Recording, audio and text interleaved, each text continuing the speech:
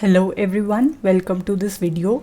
In this video we shall be discussing about a question from JAM 2020, and this is a MCQ type question consisting of 2 marks. It says, given this function where a is any real number, then which among these 4 is correct, right? So we are to calculate its second derivative first of all, and then we are to suggest this derivative exists for which values for a. Is there a single number, or there isn't any number, or there are 2 numbers, or there are infinitely many numbers for which this second derivative exists? So this is what they are asking in this particular question.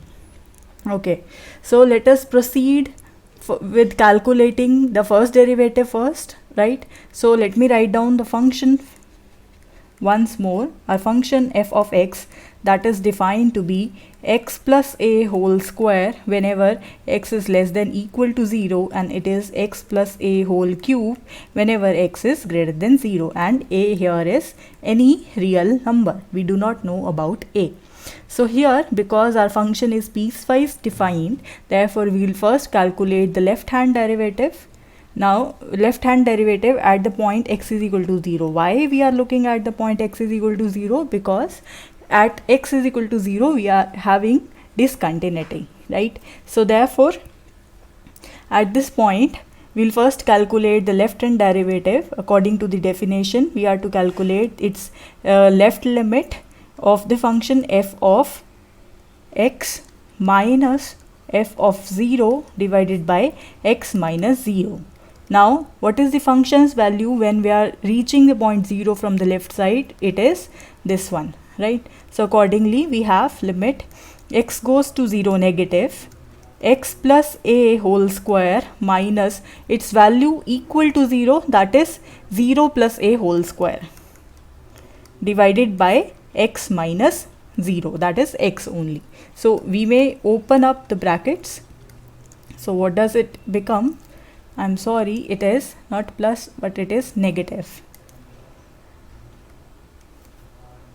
So we have the left limit as equal to x square plus a square plus 2ax minus a square divided by x. Now this and this cancels. So we have limit x goes to 0 negative. We can take out x common, so it would be x plus 2a divided by x. So this x and x cancels out, and when you substitute 0 here, you got the left derivative as 2a. Now looking at the right hand derivative evaluated at the point x is equal to 0, we have to calculate the right limit. So that means we are calculating the limit whenever x reaching to the point 0 positive, and we'll apply the same definition, f of x minus f of 0 divided by x minus 0, right? So now what is the function's value when you reach the point 0 from the right hand side? So it is going to be this quantity. So we have x plus a whole cube here. And what is the value of function at the point 0? So at 0 we'll use this particular value because the function is defined in this way only. So divided by x, right? So now let us evaluate this limit. So it would be limit x goes to 0 positive x cube plus a cube plus 3a square x plus 3ax square and minus a square divided by x, right? So now here we can separate out the terms, or I can take x common from this term, and this term. So it would be x square plus 3a square plus 3ax, right? And the terms which are remaining, they are plus a cube minus a square, and whole thing divided by x. Now this is your right hand limit. So now in order to, you cannot directly substitute the value here. Now in order to solve this limit, in order for this function the first derivative to exist, this left hand limit should be equal to right hand limit. Now if these two, this is the condition that these two limits are equal, that means our function, the derivative value, left derivative value should be equivalent to this particular value, whatever it is. So now for that I want this thing to be equal to 2a. So what should be the value of a? That is the question over here. So if you see, if you take the value of a as 0, so if you take a to be 0, in that case your left hand derivative, that becomes equal to 0. 2 into 0 is 0, and the right hand derivative, let's see what does this become. So 0, 0, 0 and 0. So you will be left with limit x goes to 0 positive x cube by x, so that is 0 only, right? So here you see at a is equal to 0, f dash of 0 exists. So this is one point that you got from here. Another thing you can see from here is that whenever a is equal to 1, what is your left hand derivative? So your left hand derivative would be 2 into 1, that is 2.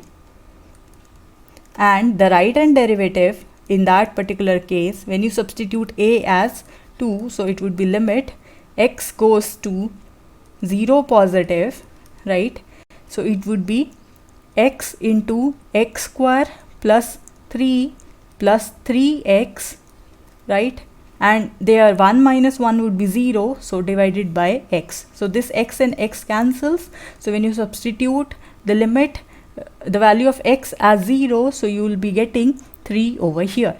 So you see this left hand derivative over here is not equal to right hand derivative over here. So we conclude from here that f dash 0 does not exist whenever a is equal to 1, right? And in all other cases, you may see that for any other value of a, this term won't disappear. So if this term does not disappear from here, so you may see that this left hand derivative is not equal to this right hand derivative. So basically you are having these two cases only, right?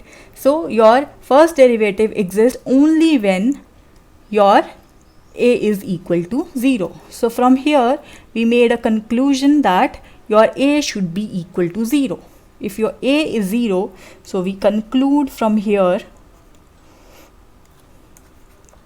because we want our first derivative to be 0, we conclude from here that a is strictly equal to 0. A is necessarily equal to 0. If this is the case, what happens to your function? Your function, which was earlier x plus a whole square and x plus a whole cube, f of x, now becomes equal to x plus 0 whole square. So it is x square and it now becomes equal to x plus 0 whole cube. So that is x cube whenever x is less than equal to 0 and whenever x is greater than 0, right? So this is our function. Now we can very easily calculate its first derivative. So its first derivative is equal to, simply we have to take the derivative for this.